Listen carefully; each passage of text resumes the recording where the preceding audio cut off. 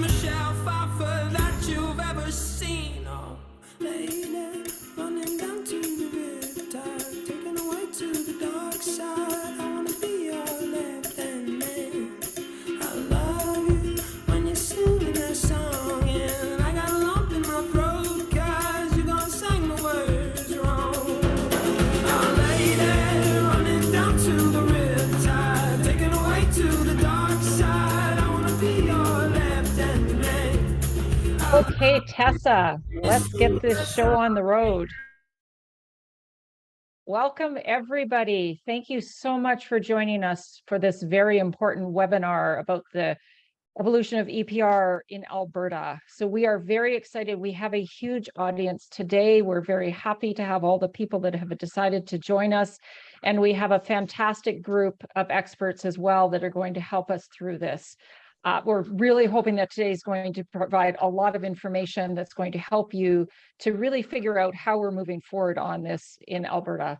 So I'm Christina Seidel. I'm the Executive Director of the Recycling Council of Alberta. And today we're going to be talking about bringing EPR to Alberta and the difference in the roles of the producer responsibility organizations, or PROs, as well as the oversight body in this case, which is ARMA. So we're going to get into a lot of detail and have some really good discussion.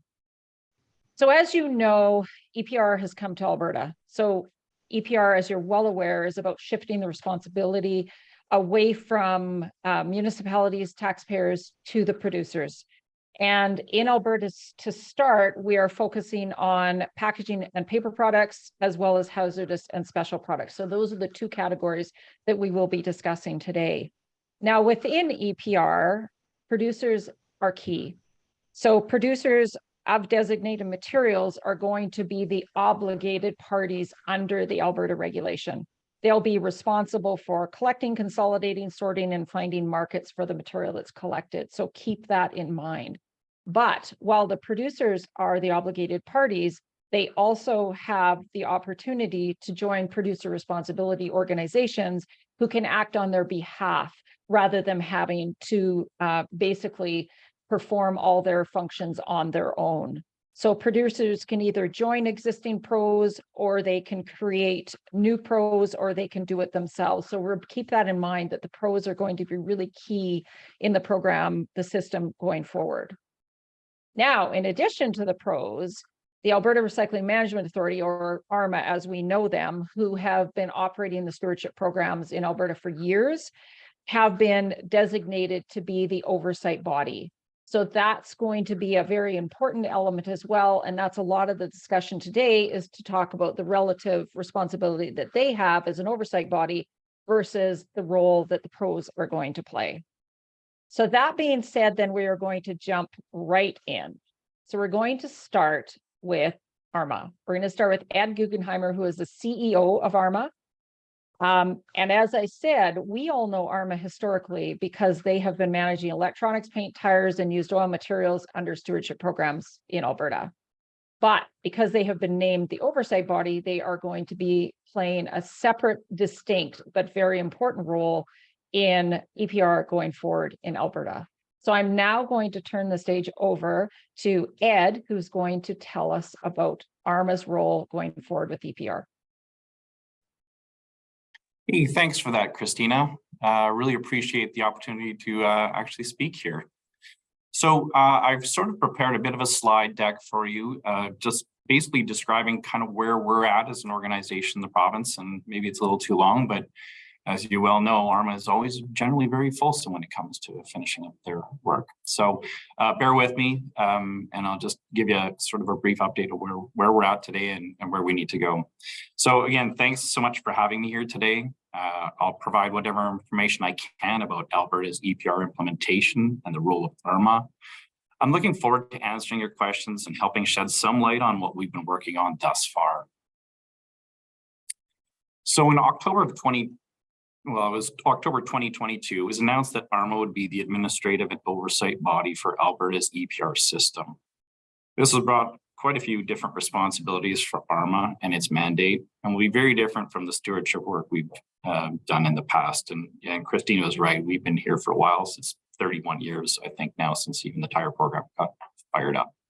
Our role as oversight body is to work with the government of Alberta and develop bylaws that outline the details and requirements related to registration, reporting, the regulation, auditing, dispute resolution process, thresholds, and compliance matters.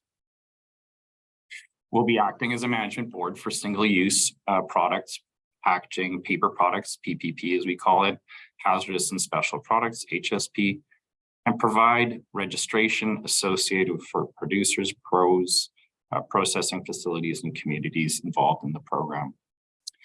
Since our work related to EPR is strictly for administration oversight, there's certain things that Alberta is used to seeing ARMA do as far as tasks. We won't be responsible for arranging and managing contracts like we have in the past. We used to call them program documents. That task will kind of fall to municipalities and pros or producers, depending on how you look at things. We probably will not be creating an icon that has a tire or has a paint can on it because our role will change from an education and promotion, advertising, and social marketing activities to the public. So that responsibility will now sit with a producer. And so you're going to start to see that, hey, does ARMA sound more like a producer in its current world compared to what it's going to be in the future? We will, however, be responsible to communicate and educate those who play a part inside this EPR framework for the province. As we work to stand up the EPR oversight body supporting Alberta's EPR framework, we're considering approaches from all jurisdictions, BC, Ontario, to help shape a made in Alberta solution that works for the nuances and needs of Alberta's industries and recycling landscape.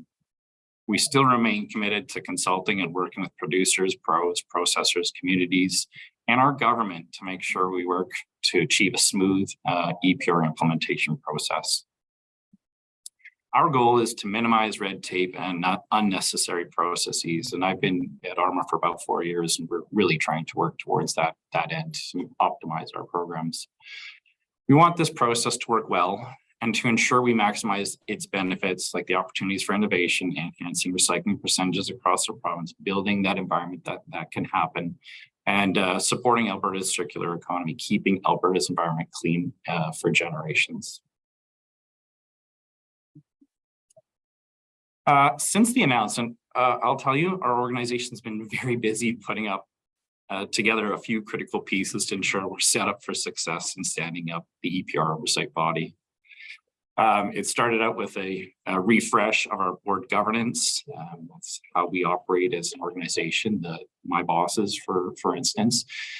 This change that we've been working on, this transition from an operating to a governance board, actually got initiated a few years ago because ARMA has been around for 31 years.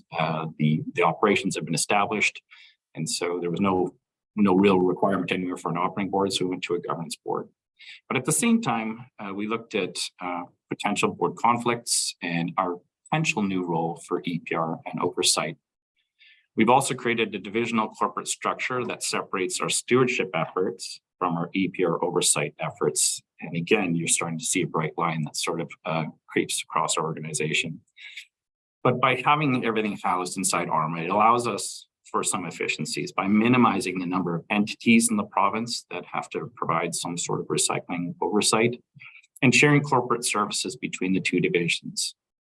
Keeping these two lanes clearly divided is important and critical to our work and operation.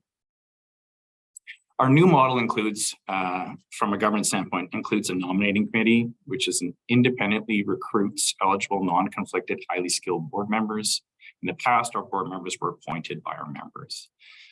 Through the nominating process, individuals are run through a qualifications and eligibility criteria and skills matrix. We want to ensure that there's no conflict and we have the best acting board members in the best interest of ARMA.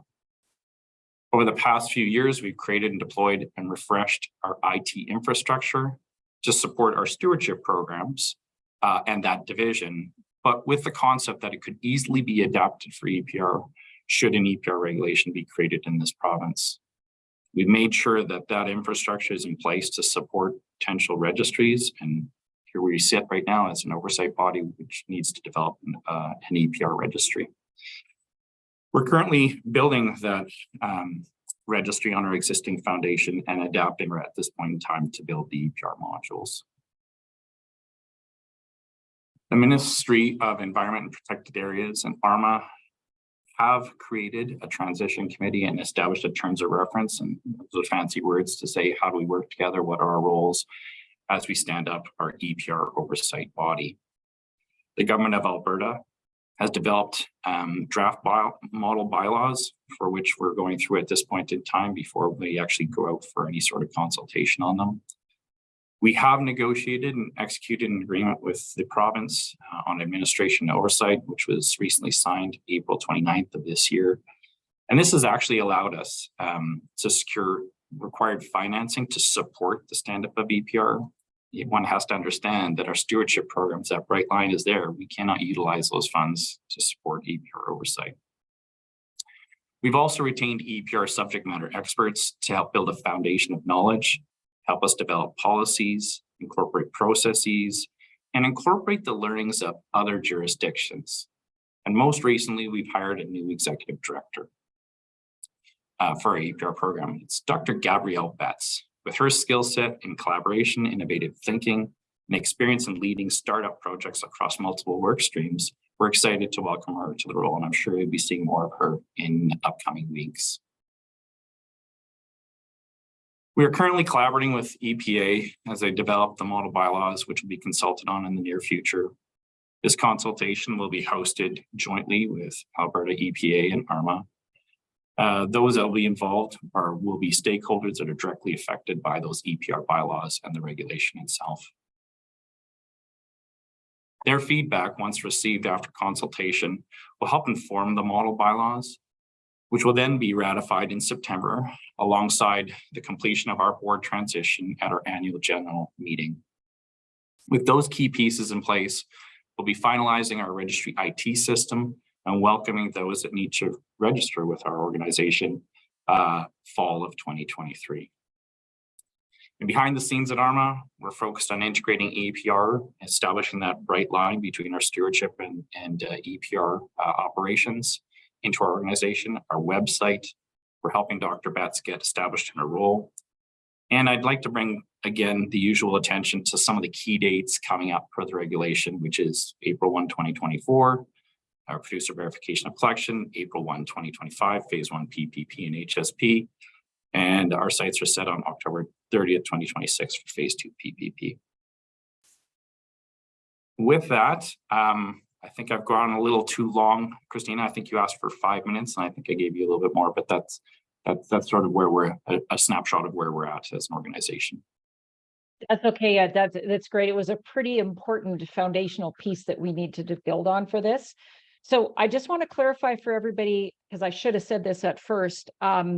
So when you have questions, please just put them in the chat function, because we have over 180 people on this call. So just put your questions into the chat. We will get to as many of them as we can. And we are recording this webinar, and we will actually be sending a link to it to everybody who's registered. So don't worry about having to, take notes, worry about really participating.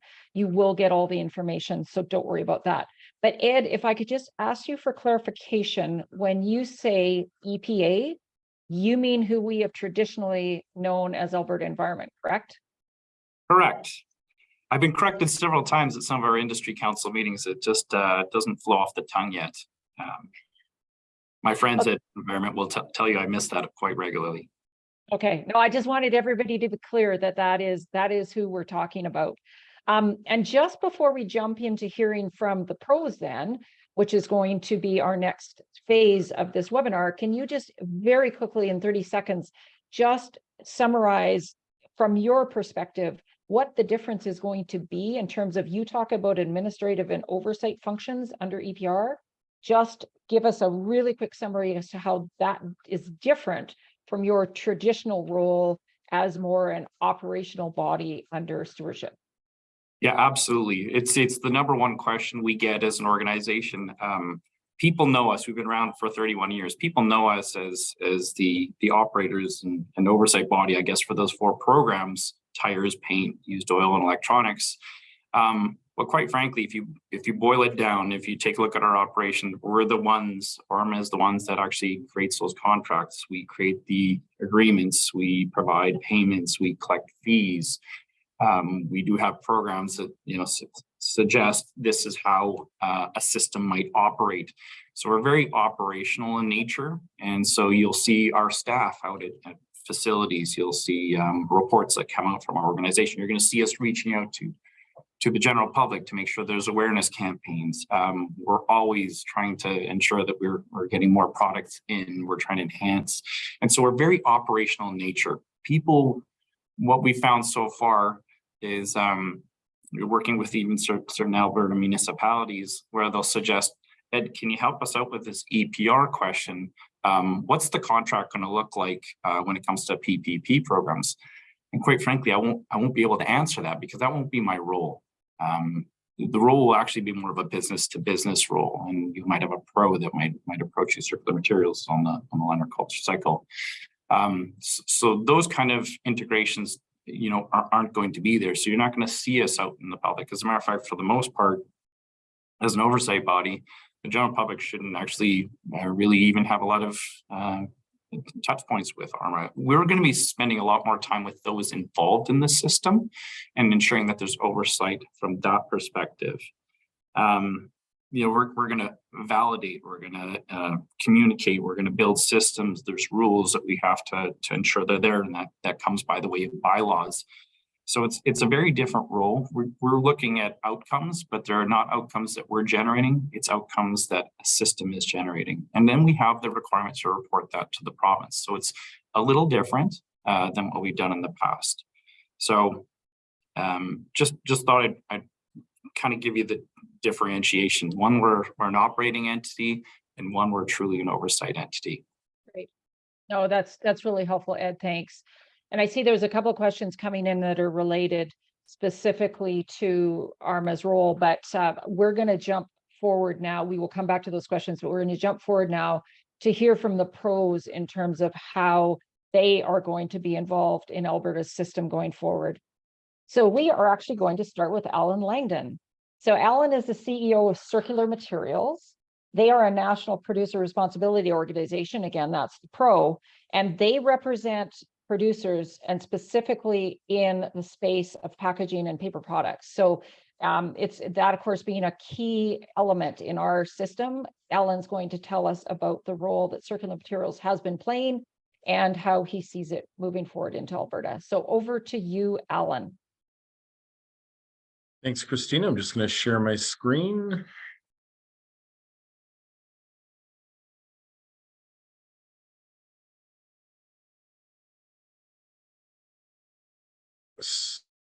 Hopefully, is that working? It is. If you can just put it into presentation mode, it'll be perfect. There we go. Thanks. Awesome. Great afternoon, everyone. It's a pleasure to speak to the group, and I wanted I'm looking forward just to provide an overview of what Circular Materials is doing both across the country and gearing up to represent producers in Alberta as part of our kind of overall approach to bringing a national approach to PPP EPR in Canada. So I just want to start with a land acknowledgement, just to, we acknowledge the indigenous peoples of all the lands that we're on. And we're currently working from coast to coast with staff in New Brunswick all the way over to British Columbia. And while we meet today virtually, we acknowledge the importance of the lands that we each call home. And we do this to reaffirm our commitment and responsibility in improving relationships between nations and improve our own understanding of local indigenous peoples and their cultures. From coast to coast, we acknowledge the ancestral and unceded territory of all the Inuit, Métis, and First Nations people that call this land home. So in terms of Circular Materials, we're a national not-for-profit organization created and governed by producers. So we're not-for-profit. Our members are not interested in Circular Materials making a profit from their obligations, but rather to discharge their obligations in the most efficient and cost-effective manner possible. And it's created and governed by producers because producers wanted to retain self-determination, to make sure that they were in charge of ensuring that their obligations were being overseen in the most responsible manner, and meeting that and and meeting the needs of producers. So I think there's been a feeling among producers that they've been absent from actually engaging in these conversations and driving the activity related to EPR. And I think a number of factors resulted that in that changing. And one of the results or impacts was the creation of circular materials. So we support producers in meeting obligations under EPR regulations, and we're working to build efficient and effective recycling systems to advance innovation. So find ways to create more effective, more efficient systems, increase performance, ensure that we can collect and recycle more material. And of course, all of that to deliver improved environmental outcomes. And as probably is evident in our name, our goal is really to advance the circular economy. So we're designing supply chains where materials are collected, recycled, and then returned to producers for use as recycled content in new products and packaging.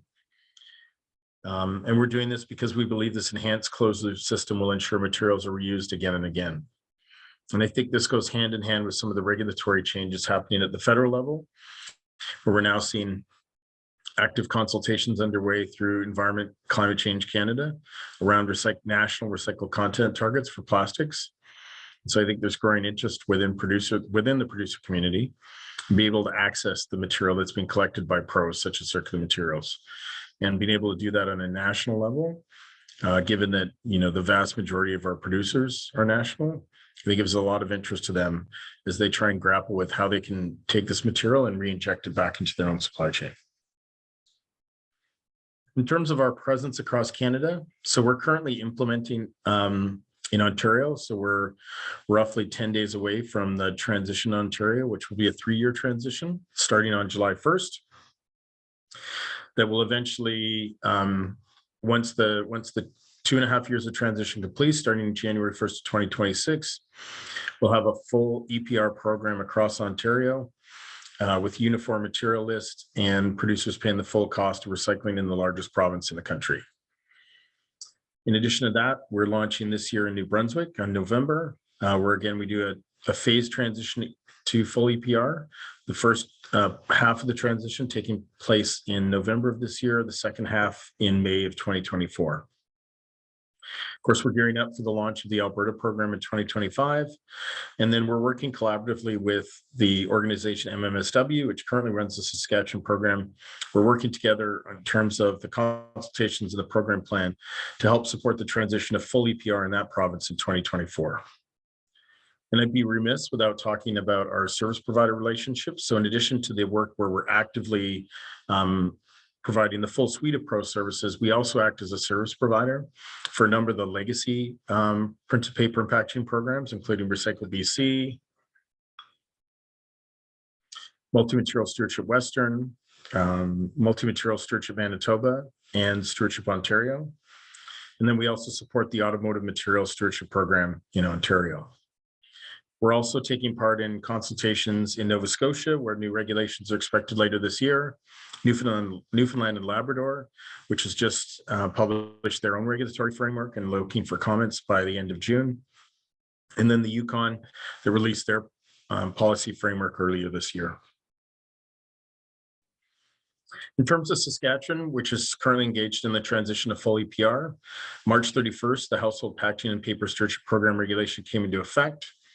It requires the phased-in transition from a shared funding model to 100% producer responsibility, both funding and operational. And Circular Materials and MMSW are working together to provide Saskatchewan residents and producers with the benefits of a nationally integrated approach to recycling. Consultation on the draft program plan takes place between June 13th and August 13th of this year, with plan submission to the Ministry of Environment on September 27th.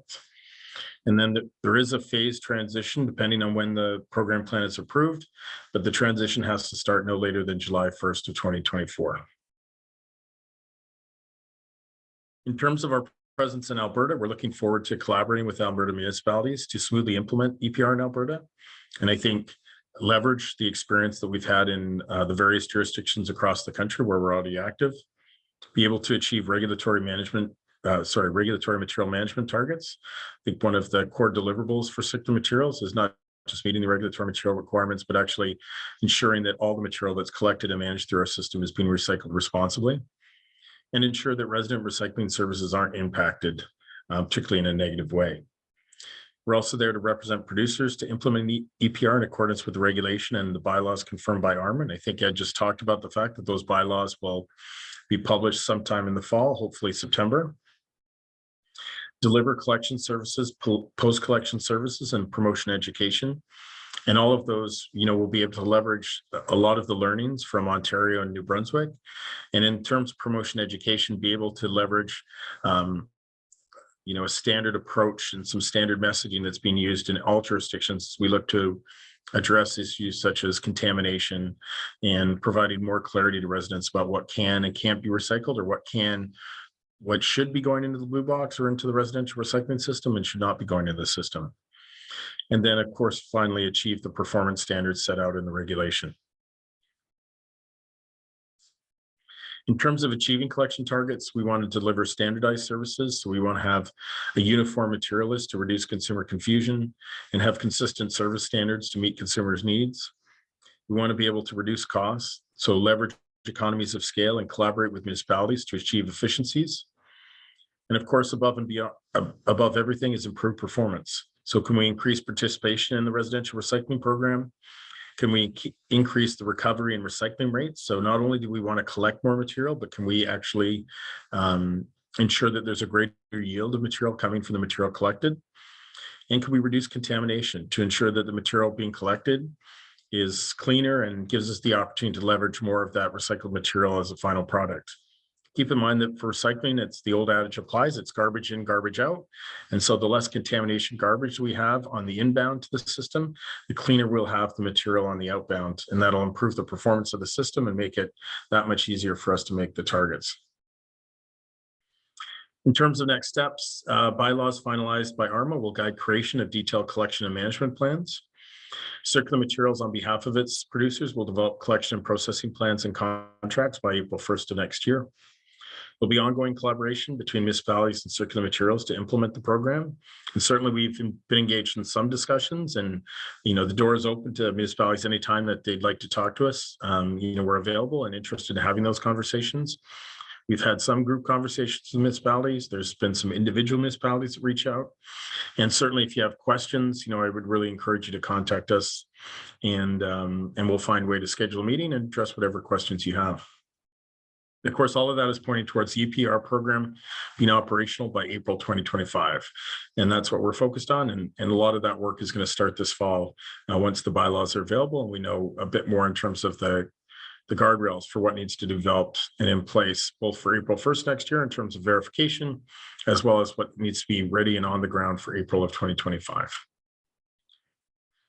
So that's it for my presentation, and I'll turn it back to Christina, assuming we're taking questions at the end, and Yes. turn it over to one of my other presenters.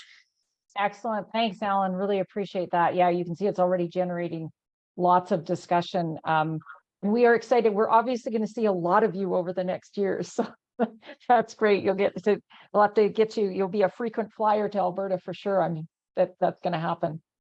Thank you so much. And we are now, yes, we are going to address the questions. Keep putting them into the chat. We will address them after all three pros.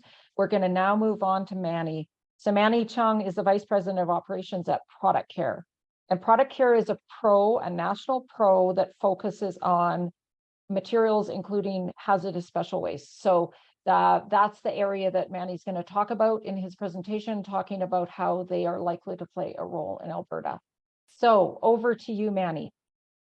Thank you. Good morning, everyone. Thank you, Christina and RCA, for providing the opportunity for me to present to you today. Can I get confirmation you can see the PowerPoint? Hello? Yeah, sorry, I was unmuting properly. Yes, it's absolutely perfect, Mannie. You go ahead. Okay, great. Thank you. Just wanted to make sure. So give me 1 second here. Okay.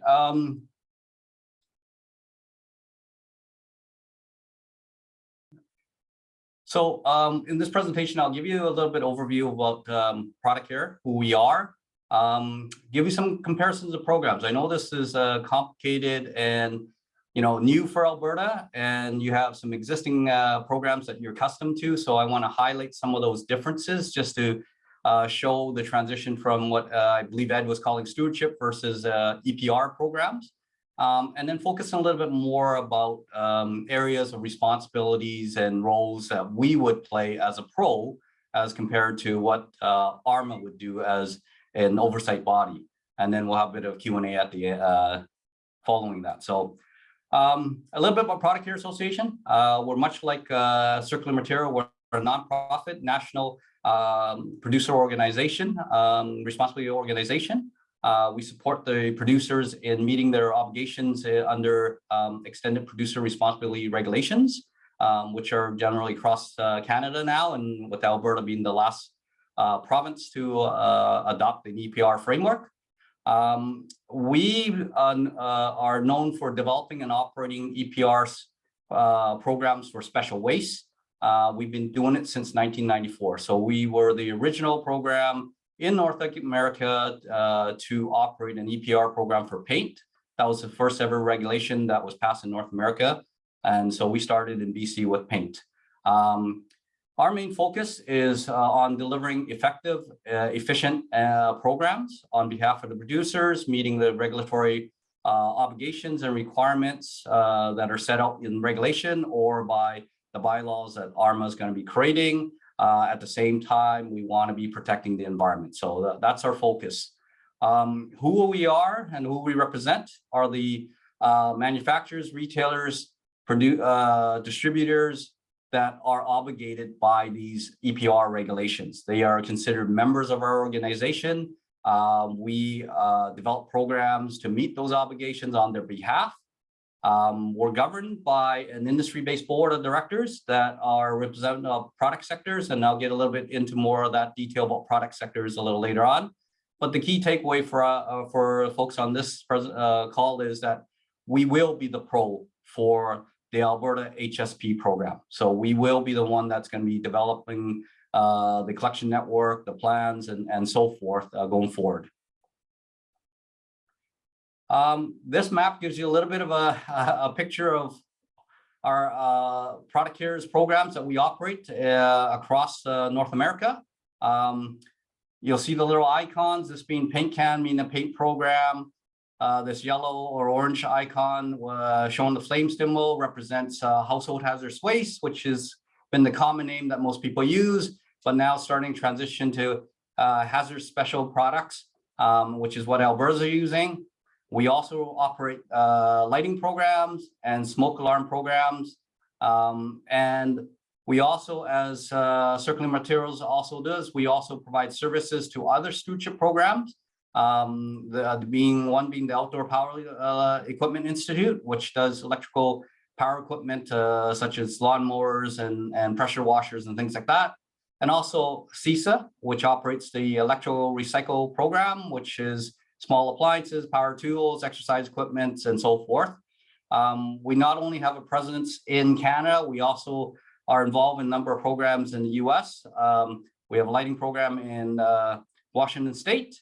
We have a mercury thermostat program in California, and we support providing management services to Mattress Recycling Council in the US in 4 states for mattresses and box springs, et cetera. So just to give you a high level oversight of our experience and the programs that we operate. So I will start off saying, not often I get to tell Alan, forget everything that Alan said. I want you to start on a fresh sheet because we are unique from the single-use product packaging paper. We're not the same as them, even though that we're under the same regulation, and some of the similarities are there, such as the EPR framework that we both work under. That includes Call2Recycle, who's going to present later on. We're all under the extended producer responsibility regulation. We're all accountable to ARMA for oversight and complying with the bylaws. And and then the differences you're going to see is, the collection requirements for paper, I'll call it the SPPP versus HSP are going to be different. So service standards are different. Material management is going to be different. Business models will be different, as well as supply chain management and others. So keep in mind, this is brand new for municipalities for sure, that you're going to be dealing with both these programs, most of you, is to keep us separate in terms of how we operate and what we do. Another differentiate I want to highlight is some of what Ed mentioned before, is that the ARMA was running an HHW program on behalf of the province, and Product Care will be running the HSP program. So they're two different programs in the sense that, for example, in the area of funding, under the ARMA HHW program, it's funded by Alberta Environment, whereas under Product Care, it's going to be industry/consumer. The types of products that are handled under the ARMA HHW is pretty well all-inclusive. Under the HSP regulation, it's only selected groups of hazardous special products. So not everything that you currently collect. If you operate a HHW program currently, the HSP regulation only covers a subset of that. Collection system requirements, I won't speak too much of that. I believe there isn't a standard that's set for under the ARMA HHW program, whereas under the HSP program, it's regulated in the, it's mandated in the regulation.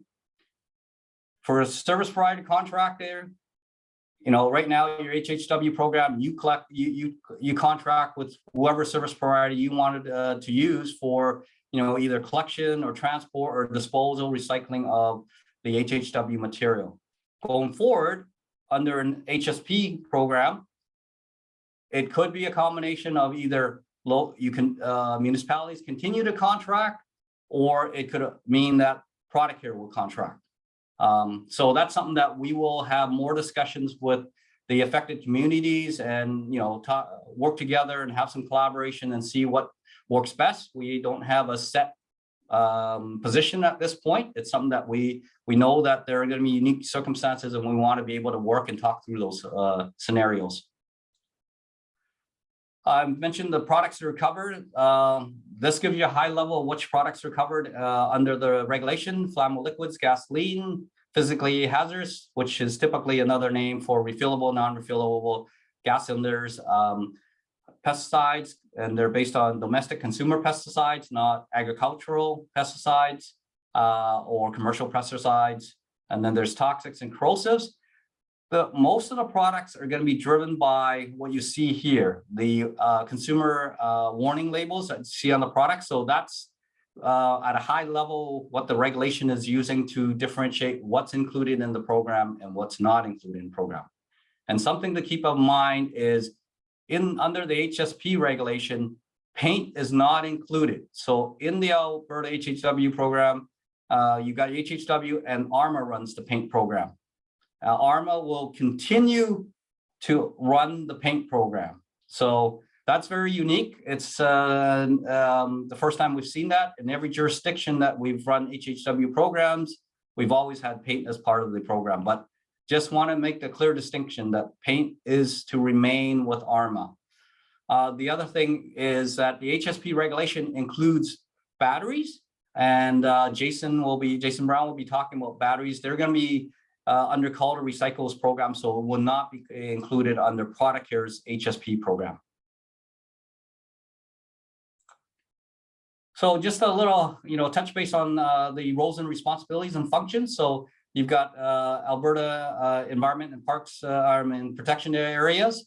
They're the ones that are responsible for setting the regulation, and according to Ed's presentation earlier, they'll be the ones that are drafting the bylaws. So that's their role. And then as Ed mentioned, the relationship between Alberta Environment and ARMA.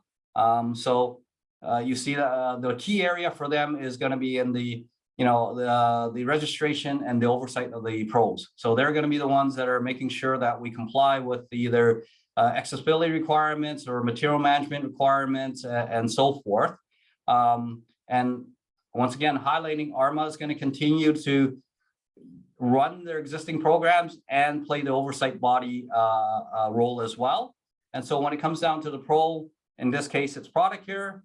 We're responsible for developing the program as a whole, implement the program, operate the program, and that gets into details such as contracting with municipalities and the service providers, and ensuring we have funding to operate the program, and transporting the material, engaging service provider, the public education and outreach about the program, data management, data verification, and obviously regulatory compliance and reporting to ARMA. So that's what we're going to be doing. So we're more or less the hands-on, the operators of the program, more so than the just the purely funding as you've seen under the Alberta HHW program. And so that's kind of the short oversight that I was asked to provide. And so happy to take questions once Jason's done his presentation. So thank you very much again for the opportunity. Thanks very much, Mannie. And thanks for starting to dive into some of the logistical questions, because those are already starting to come up in chat. And of course, that's a big deal for municipalities, for them to understand how the logistics are potentially going to change. So thank you for opening that door, and we'll talk more about those in the questions. So now we are going to go over to Jason Brown. So Jason is the Director of Program and Project Management at Call2Recycle. And Mannie had already referenced Call2Recycle in terms of their role with batteries. So they work with their stakeholders to provide batteries recycling across Canada. So over to you, Jason. Great, thank you so much. Good morning, everyone, and thank you for having me here today. As Christina mentioned, Call2Recycle is the consumer household battery pro. We operate nationwide. I'll just jump into a quick introduction here. So we are a Canadian not-for-profit national battery producer responsibility organization. We represent our over 400 members who are the obligated producers in the battery category. They are manufacturers, retailers, distributors of batteries as well. Call2Recycle also has approved programs in British Columbia, Saskatchewan, Manitoba, Quebec, and PEI. And we're also a registered pro in Ontario for consumer batteries under 5 kilograms. We do currently have a voluntary program in Alberta, and we have been operating in Alberta since 1997. So we currently have 345 public collection sites, mainly through retail locations at the moment. So we have drop-off locations at Home Depot, Canadian Tire, London Drugs. So we have a wide breadth of collection sites currently. But I would like to note that we consider municipalities to be key collection partners, and we're very much looking forward to possibly expanding our drop-off locations to libraries, community centers, recycling centers, and other facilities operated in the municipalities. So we'll be absolutely happy to speak more about that in the future.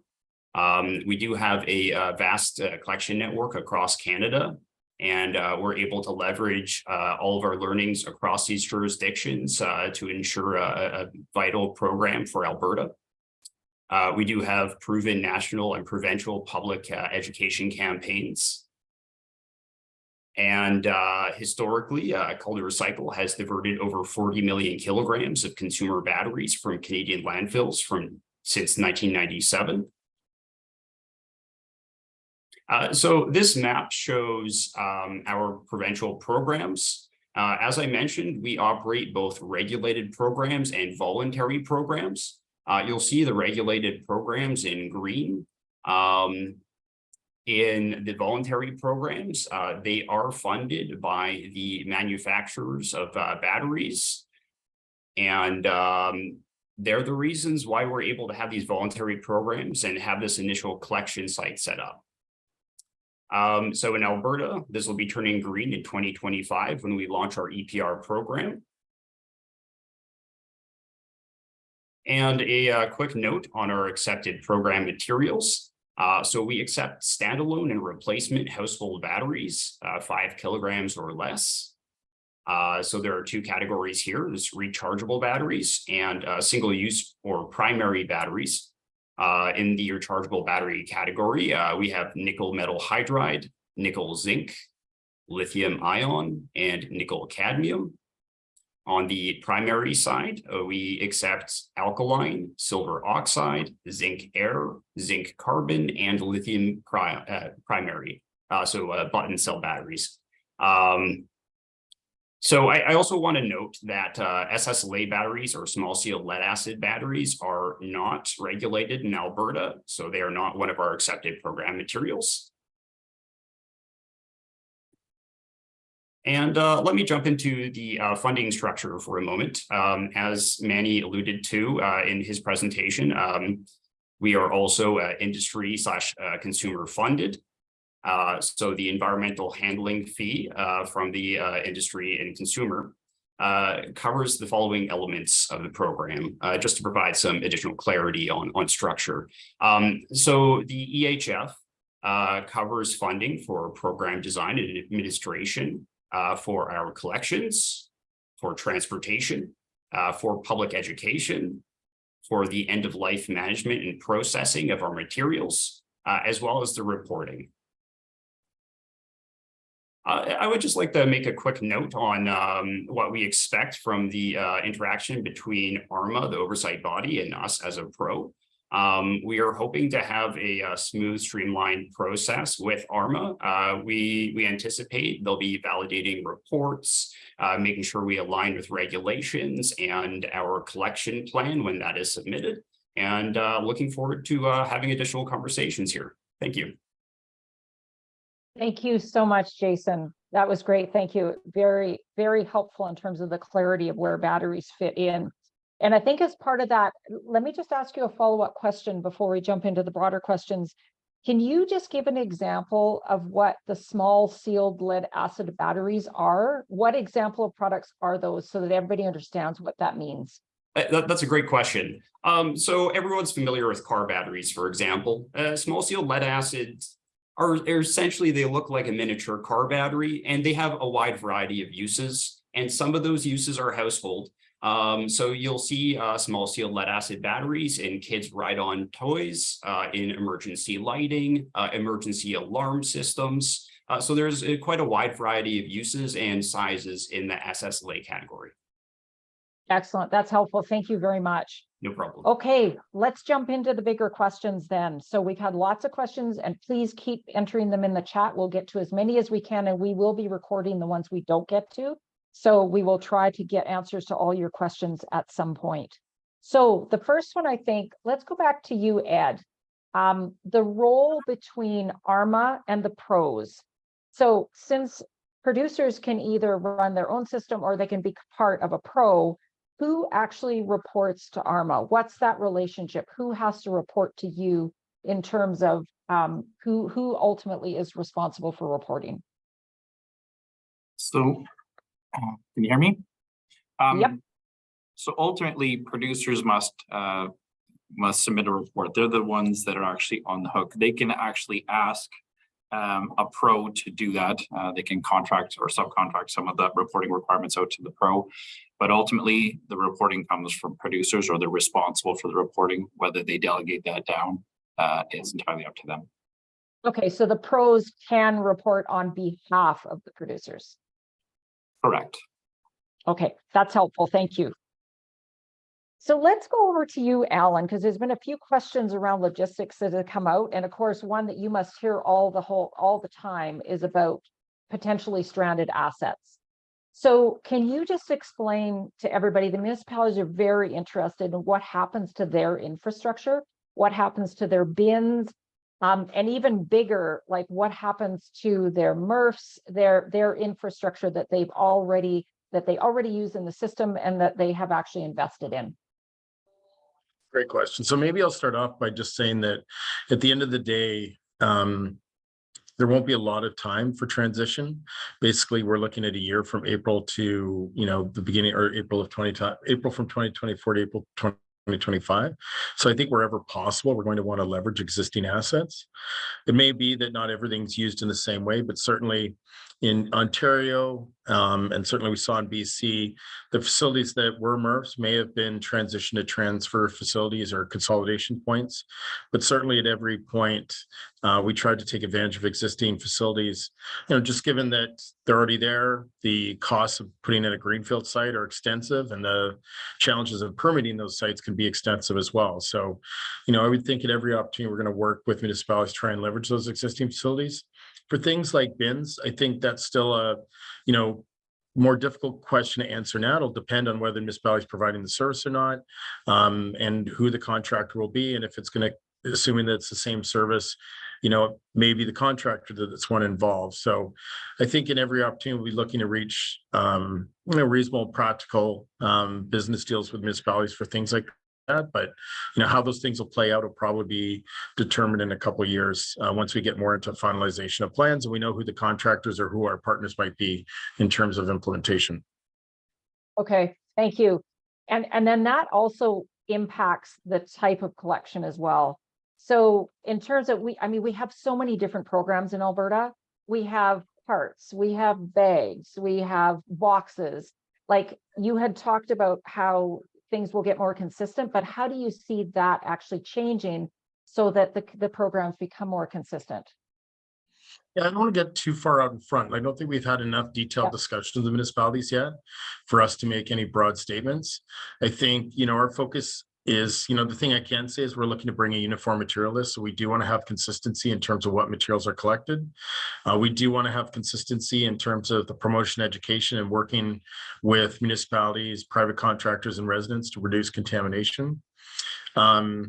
But in terms of, whether there's going to be changes to, the actual collection container, I think that's still an open question. And I think we want to wait till we have some further conversations. We've done a lot of work over the last 10 years in a number of different programs, number of different jurisdictions. These are all important questions, but I think they require a lot of detailed discussion with municipalities. As much as we want to have a template approach, and certainly we'll have standard contracts and things like that, we're also conscious that a lot of these situations can be unique per community. And so we want to have a chance to have those discussions with the individual communities. Great. Thank you. That's helpful. So Mannie, over to you then, kind of related to this, the question has come up around depots, the idea of collection depots, that their collection depots may collect multiple materials. And how is that service going to be maintained in terms of the different materials that are collected? And in the case of a community that has service depots, then will they be dealing with multiple pros based on the different materials, et cetera? Yeah, so I'll start off we understand that there are existing systems in place, existing contracts with haulers and hazardous waste management companies for our products. And so, we're going to be wanting to talk to municipalities and try to work with the municipalities. We want to try to avoid a lot of disruption. So, in other jurisdictions where the similar scenarios come in, just to give an example, where the municipality is collecting all sorts of HHW material, but the regulation only covers a subset. So one avenue that can be potentially to achieve that would be to allow, well, let me start. Maybe the first option would be to say, okay, let's put down a bin here for the pros material, and then another bin for HSP or HHW material that the municipality is accustomed or has already been providing that service. So that's one straight way, and we would have our service provider come and pick it up, and then you would have your service provider pick up the non-program material, but that obviously create some challenges and things like that, not only multiple trucks going in, but space requirements and things like that. So another option could be where we work with the municipality and say, look, collect it the usual way that you do. We'll work with whoever your service provider is, and we get that material to that service provider's consolidation point or a facility, and we'll do some sort of sampling on some sort of frequency, and we'll find out that a drum of flammable liquids on average contain 50% program material and 50% non-program material, and we agree that on an annual basis, we'll just split the cost based on that sampling exercise. So there's a number of different ways that we can approach things. And we certainly want to have these discussions with the municipalities and other organizations that are doing the collections.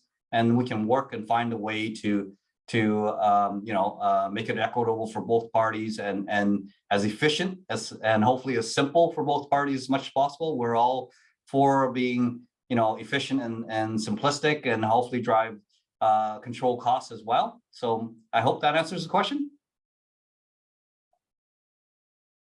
Yeah, that's great, Manny. Thank you. That's very helpful.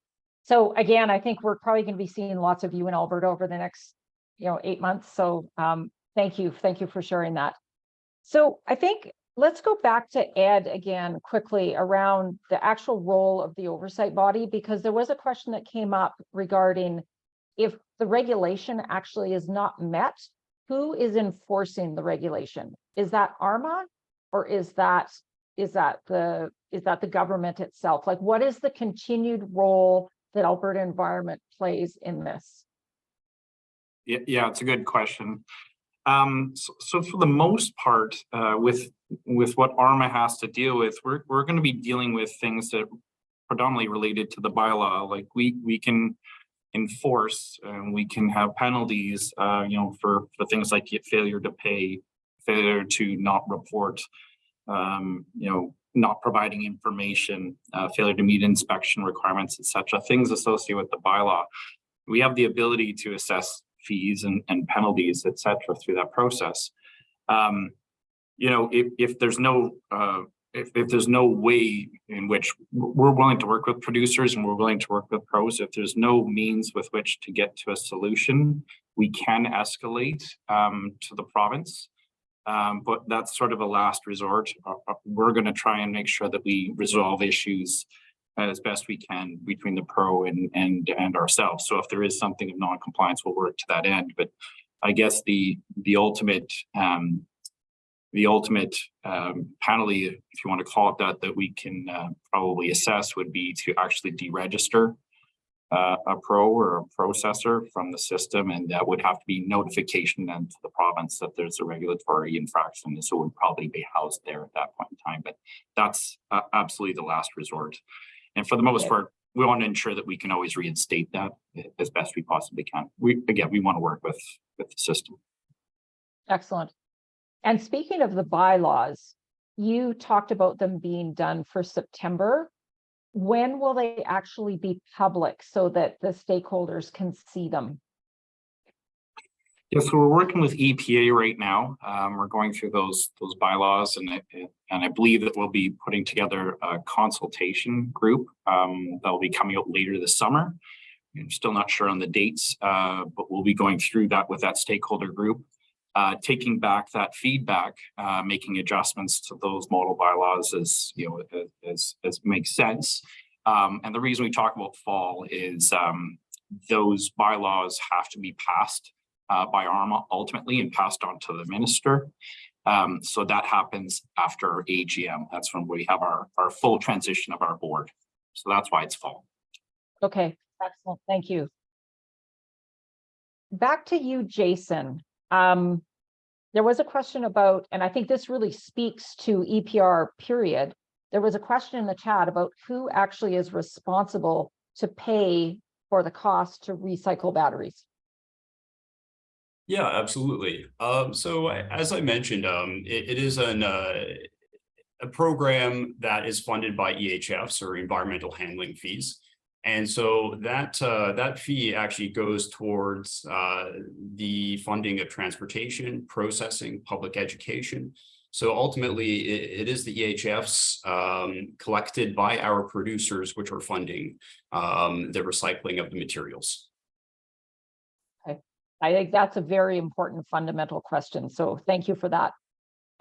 Another question for you that had come up, what about electric car batteries?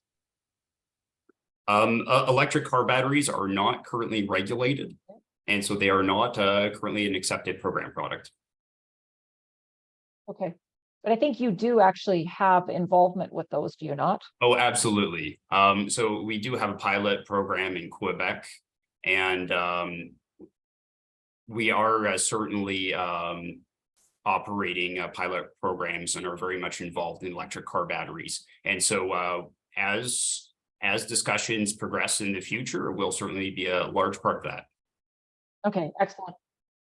So this next question really is for everybody. So I hope that the pros can all respond to, again, back to the municipalities have relationships with service providers. So when you look at the service providers and how the system operates today in Alberta, how is that relationship, things like contracts, how is that going to change?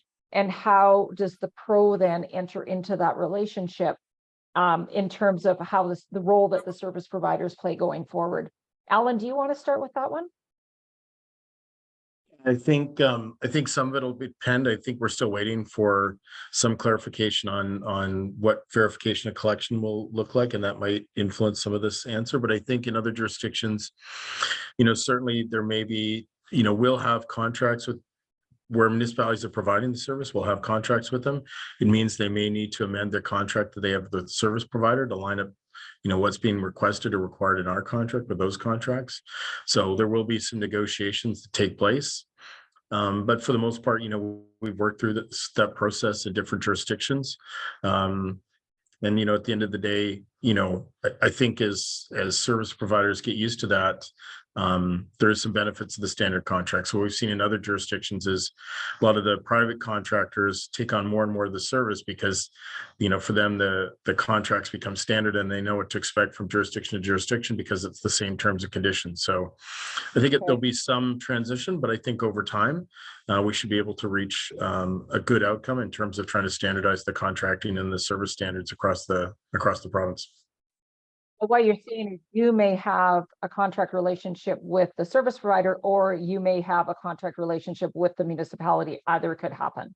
Yeah, and one of the questions I want to address was in the chat was just about service standards. So, it's our expectation if the community has biweekly collection that they're going to have biweekly collection. If they have weekly collection, then they're going to continue on a weekly collection. The plan is not to come in and disturb those types of existing standards. So I just want to put people at ease. And that's typically what we've done in other jurisdictions, is trying to maintain at least the frequency of collection.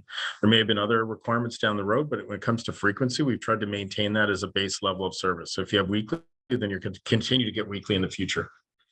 That is so helpful, Ellen. And thank you so much for watching the chat. That is really helpful. I appreciate that. So before, I'm going to ask the others the same question, but before I do that, because you mentioned the whole issue of verification of collection and what that means and what that's going to look like. So Ed, I think maybe you can answer that before I jump to the other pros on the previous question.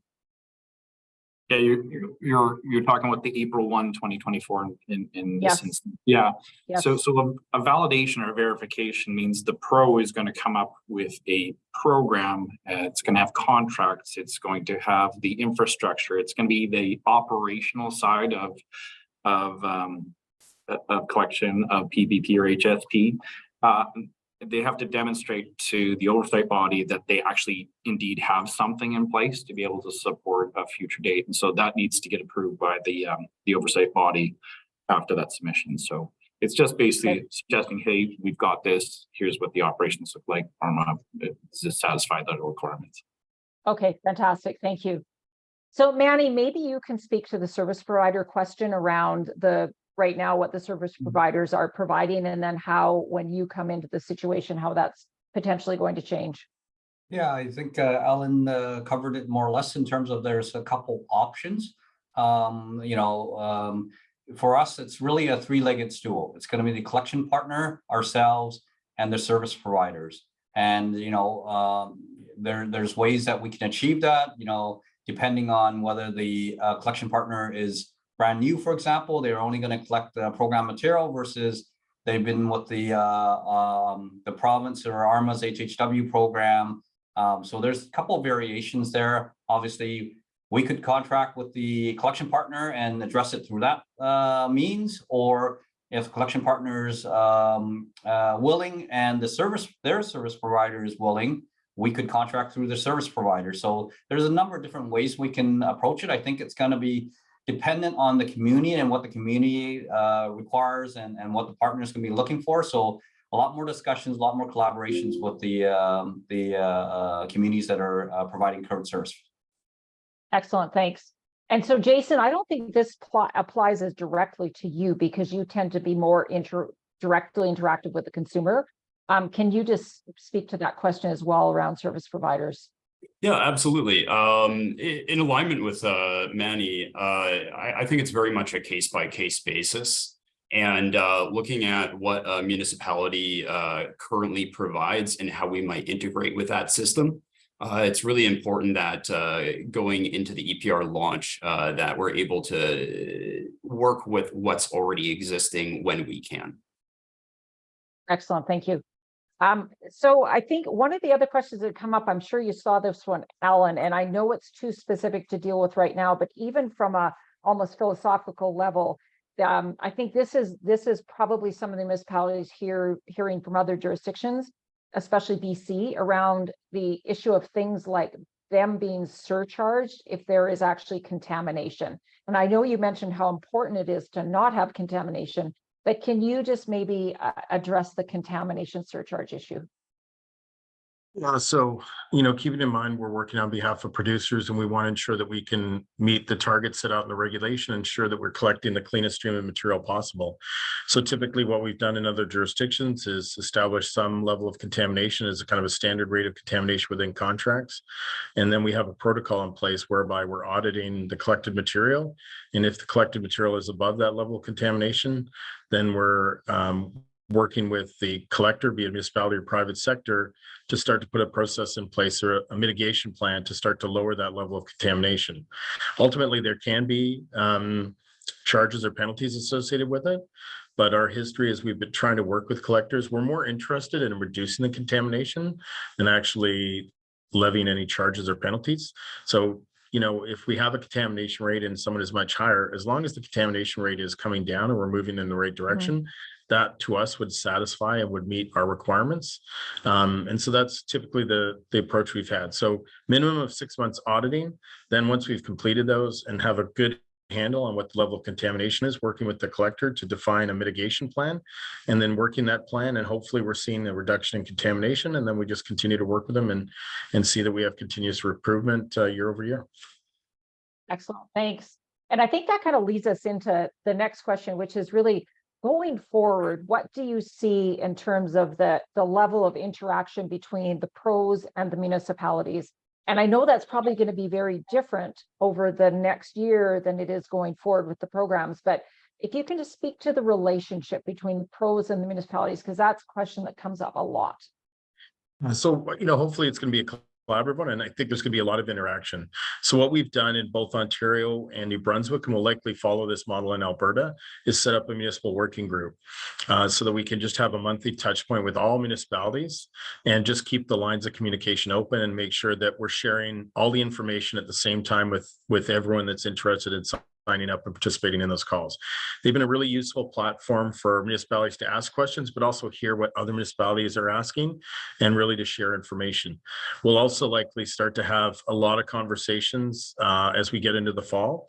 And I expect lots of one-on-one and group meetings happening as we get through the fall and get ready to meet that April 1st, 2024 deadline. So I think over the next 2 years, there's going to be a lot of interaction with municipalities. We're going to be at your conference in the fall, Christina, and hopefully be able to schedule lots of side meetings, again, group meetings or individual meetings. We're at the Alberta Plastics Conference earlier this year. And so I just expect us to be in Alberta and, working with municipalities quite a bit. So, once we get into the fall, I think we'll start to finalize those plans, but I expect there's going to be lots of conversations and lots of collaboration over the next 2 years with municipalities across Alberta. Excellent, thank you. Yeah, I'm sure there's going to be a need. Obviously, you need to really gain an understanding of how things work in Alberta as well. So I imagine there'll be lots of boots on the ground from your group going forward. And Christina, maybe I could I'll put a standard email in our overall email, info@circularmaterials.ca in the chat. One of the questions is, we'll be municipalities be responsible for initiating or engagement, or will be the pro? So certainly, at some point in the fall, we'll be engaging. We'll start to develop a formal engagement plan and start talking to municipalities. It may be on or around your conference is kind of the date, given where things are going from a regulatory perspective. But I will provide our email in the chat, and anyone who's interested in engaging those conversations and having conversations sooner can feel free to reach out to us. And we're happy to have discussions anytime. We'll talk about what we can, given what we know at this juncture. But certainly we can leverage some learnings from the other jurisdictions and start to have at least some initial conversations and point people in the right direction in terms of things they should expect and things they should start preparing for, such as, getting information ready they're going to need for the regulator as well as for us, and just other things to think about in terms of contracts and other components of the system. Excellent. Yeah, that's really helpful. So I think everybody's going to be excited to hear more. And absolutely that open communication is going to be so critical. So I hope everybody feels confident that that's going to happen a lot going forward once we see the bylaws. And thank you, Ellen, too, for mentioning the RCA conference this fall. We are going to have a workshop that is going to focus on talking about EPR and how you can, I guess, your requirements, how you can sign up, the details, that sort of thing. It's almost like building on the details that you've seen in these webinars. We're going to be doing that this fall at the RCA conference. So hopefully we can talk about that there as well. Mannie, over to you. Can you talk to us about the level of interaction you see between Product Care and the municipalities and how you see that rolling out? Yeah, we certainly see the municipalities as key partners in providing the solution in terms of managing these products for HSP. We've already engaged in with the Alberta Municipality Association and done a couple presentations and dialogues with them. We absolutely anticipate that we'll have more frequent contacts and outreach to the municipalities. As I said, we need to gain a better understanding of how they do it, what they do. We have already gain knowledge in terms of knowing who the service providers are. That's a unique thing about HSP or HHW. There's only a limited number of service providers that service the municipalities. We've had some discussions with them in terms of what are the options that could work, and we will have deeper discussions with municipalities on what are those options and how each municipality may or may not choose one option versus another. So those dialogues need to be had, and we'll continue to be doing that over the time. But the key thing for us, obviously, everyone's mentioning, is we need to see the bylaws. We need to know what the rules of the game are, how we need to achieve those and things like that. And then that'll give us a better idea of, what are the options available that we could present to the municipalities and have those discussions. Great, thank you. And Jason, I know it's a little bit different with you. You were talking in your presentation about wanting to have more actual points of collection. So can you maybe talk about how you are going to be building the relationship with Alberta municipalities further? Yeah, absolutely. Convenience is key for the consumer. The more collection sites we have, the more accessible it is, the better the outcomes. So we're really hoping that, dependent on bylaw development and everything, that we really can work with all the municipalities to getting collection boxes in libraries and community centers, recycling centers, other facilities. I am very much open to conversations with municipalities. I would suggest that if there's any municipality listening right now, please send me an email directly at jbrown@call2recycle.ca. And I'll just note your interest, and we'll follow up in conversations in the future. I will also be attending the conference in October. So I'm more than happy to have these conversations. And I'll just enter my email address in here. Excellent. Thanks, Jason. That's great. So back to you, Ed, because this has come up a few times now. Can you just quickly tell us how you expect municipalities to sign up, what kind of information they need to register? I know some of that's coming out in the future, and some of it will probably come out after the bylaws, but maybe you can just give us a bit of a heads up as to what municipalities can expect. Yeah, we're right now still compiling some of that information, some of the level of detail that's going to be required, but and that'll come by way of bylaw once they come out. But we will start actually over the summer we're planning on putting some surveys out and starting to put some information out as to some of the types of information we need you to gather, because we won't have that registry built. But population, service levels that you currently have, the types of materials that you might be recycling in your communities, population, potentially multifamily versus residential, sort of schematics as to what the lie of the land looks like. And if I was Al, I would be asking for information about what's your current service levels look like?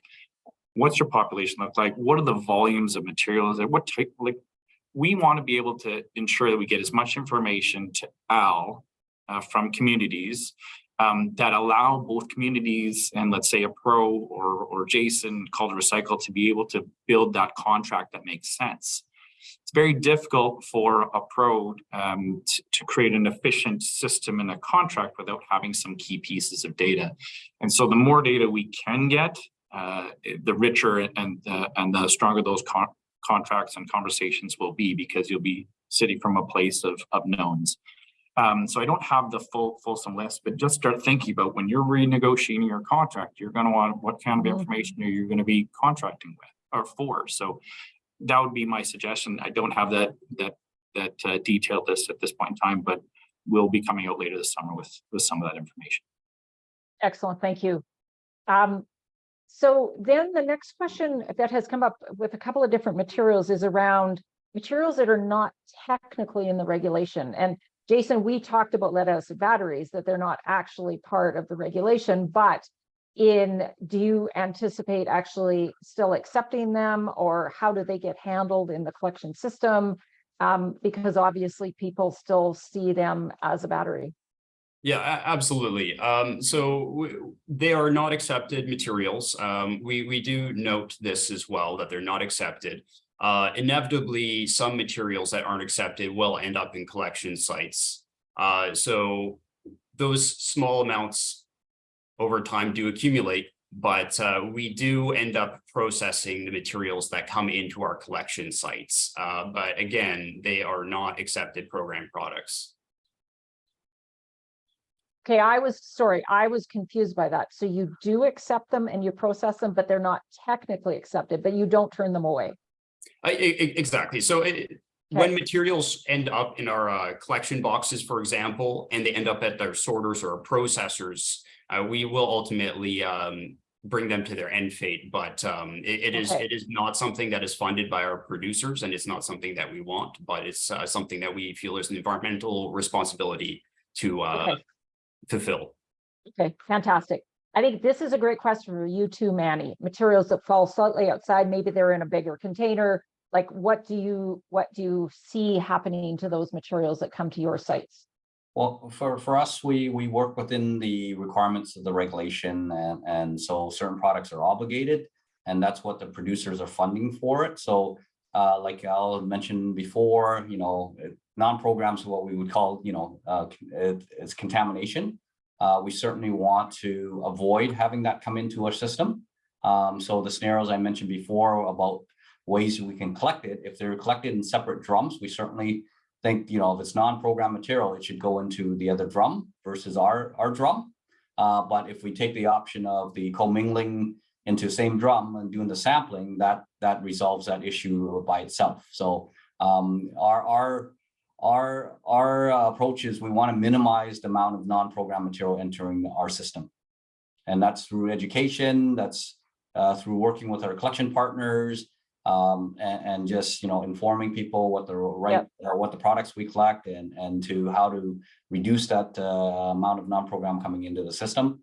Unlike other products, if non-program material comes in our system that isn't of the like nature, we have a health and safety aspect. We have a risk of chemical reactions and things like that. So it's very important for us to only collect similar and program products in the same container. So it's very important for us, which is slightly different from the other two programs.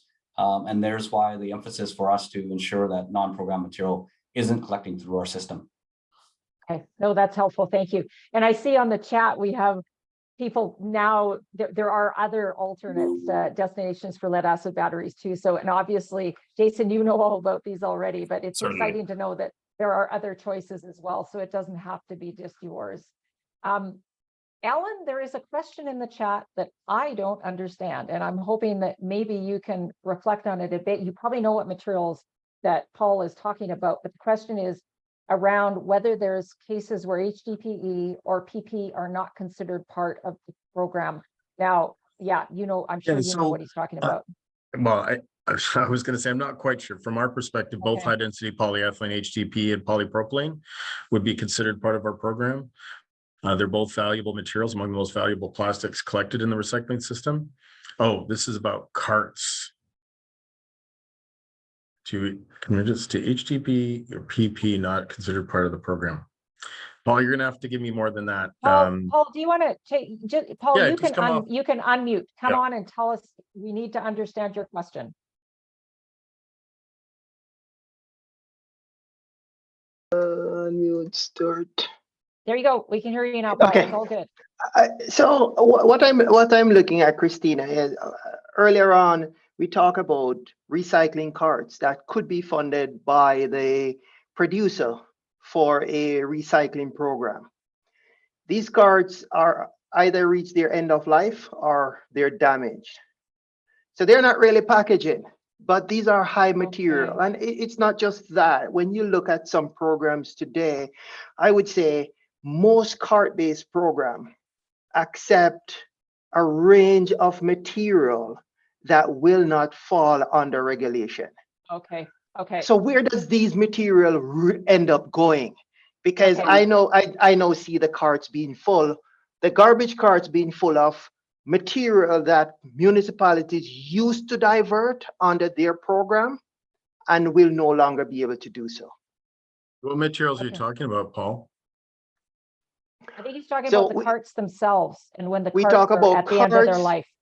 We talk about, say, baskets that we'll go to the store to buy a basket to hold clothes. Now it's broken, or those containers that Christine, I see there's a pot right behind you in that photograph.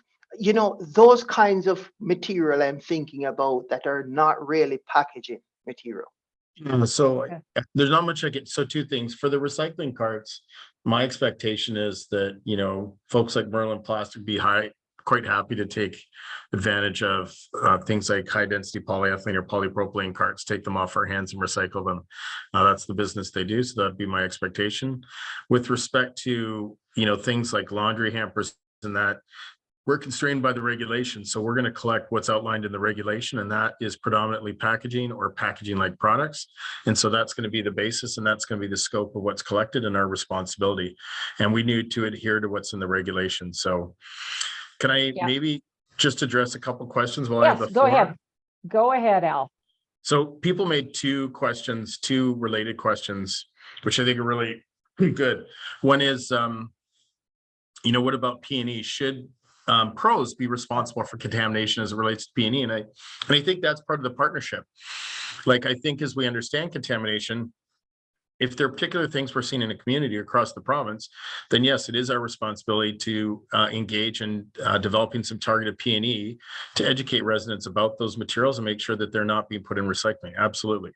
And so that's why when we talk about contamination, there may be a mitigation plan. Just doesn't mean it's all on the municipality. There may be things that Recycling Materials needs to do to support the municipality, ensuring that residents know what can and can't be put in the recycling. Yep. And then there was another question about customer service experience complaints management work province-wide. Is that municipal level or pro? How we've handled this in other jurisdictions is if the municipality continues to engage in recycling, then they would continue to be the first point with the resident. And if there's a private contractor, then they would be the first point with the resident for things like miscollection or complaints about collection. But we would still have some central line, customer complaints line that people could phone if they're not satisfied with the response from the municipality or from the collector. In any case, we would have somewhere that you could direct them, and where we would take that, you know, we would talk to the resident and try and work through what their complaint is and try and address it to the best of our ability. Okay, fantastic. Thanks, Alan. Appreciate that. Okay, so I Right. think this next one might actually be the last question because I want you all to answer it. It's a critical one. Can you speak to how important your relationship with the recyclers is? Because you have a very strong relationship with the recyclers already through existing programs, and that's an advantage I think that municipalities don't always have. So can you maybe start that one, Mannie, in terms of the relationship with the recyclers? Yeah, so, in every province for hazardous waste management companies, there are in-province service providers, obviously, and the ones that we know are currently servicing the municipalities under HHW program are ones that we haven't really, we've had a bit of experience with them. I wouldn't say that we've had long relationships with them, but we recognize they are a key player in the process, as I call it, three-legged stool. And we've made contacts with them. We've had meetings with them. We've had shared ideas. We gain a better understanding how they do things so that we can create a better picture of what it looks like, a system potentially looks like. And then we will bring the municipalities into the fold as well. So they are essential because a lot of the information in terms of data, if there's management reporting in terms of what happens to the material, things like that, we have to set the expectation with them as well to say, it is different from the current way they do business because we have certain obligations under the regulation for reporting, data management, verification, and all that sort of stuff. And if they aren't doing it right now, we're highlighting those are the things that they need to change. We know that change is not always easy, and their systems may not be set up the way it's needed. So we're going to be working closely with them to see how we can, once we understand what we have to deliver to under the bylaws, how do we connect that up with them and also include that with the municipalities as well. So they're a critical piece. Okay. Excellent. Thank you. Jason, can you comment on that, the end recyclers that you already have an established relationship with? Yeah, absolutely. I very much mirror Mannie's sentiment on this. They're vital partners, and when it comes to additional recyclers and processors that municipalities might currently be working with, conversations need to be had and understand how we might be able to integrate into the future. Excellent. Thank you. Alan, I know you talk about this a lot, so just talk about your relationship and how important that is in terms of setting up the system. Yeah, so I think, one thing we haven't talked about is at the end of the day, Circular Materials mandate is to return the material to our producers. We can only do that through strong relationships with private sector partners and recyclers. So, we already have relationships with a range of the same companies operating in Alberta who operate in Ontario, New Brunswick, and certainly experience in other jurisdictions as well. So, I know we're already in discussions of people already reaching out to us about Alberta, given the existing relationships we have. And, I think we're really looking forward to continuing to expand those relationships and continue to work with the same partners we're working with other jurisdictions to help improve and enhance the recycling available in Alberta. Fantastic. Thank you so much for making that connection with circular economy too, because that arguably is one of the real advantages of EPR is it has the potential to actually bring circular economy up instead of just worrying about recycling. So fantastic. I appreciate that. And I think, Ed, I'm going to bring it back to you to end with just some final comments in terms of the relationship between ARMA and the pros, and maybe even if you can comment on that whole circular economy link. Yeah, absolutely love to make some comments on how we're going to work with pros. In the regulation itself, it starts to discuss the ability to have advisory council. So what's the conduit to get to ARMA in some way, shape, or form regarding EPR programs? I think advisory councils is great, but I prefer working more collaboratively in a lot of respects. I think having very much an open door policy with respect to the pros and having a conduit directly to us doesn't not always necessarily need to be an advisory council. For instance, I can tell you that each one of the pros that's on this phone call right now has reached out at some point in time since we've been named to Oversight, and I never turn down a phone conversation or an in-person meeting. So that's the type of organization I'd like to be and work collaboratively with pros. I think the other thing that we can sort of lean on from a work collaboratively aspect is the government of Alberta actually did what I believe a really good job of setting up a regulation, but allowing flexibility by way of bylaw, which doesn't sit inside regulations. So when issues do arise or there's things that don't make sense in a program, we have the ability, ARMA has the ability to make modifications to the bylaw. So there's a little more flexibility, and it allows for that back and forth and the ability to adjust. So it's not we're just listing and sorry, the regulation is the regulation. It gives us the opportunity to actually action and take some of that feedback back to the province when we decide to make some changes to bylaws. So I think we're going to interact as best we possibly can, being as open and as transparent as possible. It has got to be an equal playing field, and I think any one of the pros that's on the call here, or at least on the webinar, would probably agree that's been the approach that I've had with them in the past. Fantastic. Thank you, Ed. That's a great closing. Thank you very much. Thank you, Alan. Thank you, Mannie. Thank you, Jason. What a fantastic call. I think we're all a lot smarter after this. Thank you so much for sharing your insights. And we look forward to working with you to really develop a great program, as Ed has said, a made in Alberta approach that's going to give us a great EPR system going forward. So thank you, everybody. Thanks to all the attendees. Other questions, let us know. We have recorded all the questions, so if we've missed any, we will try to get back to you. And stay tuned. This is not the last one of these we're going to do. We're going to keep talking, and remember the workshop that we're going to do at the conference in the fall. So thank you so much. Have a great day, and yeah, stay tuned. Thank you very much. Everyone. Thank you Bye-bye. so much.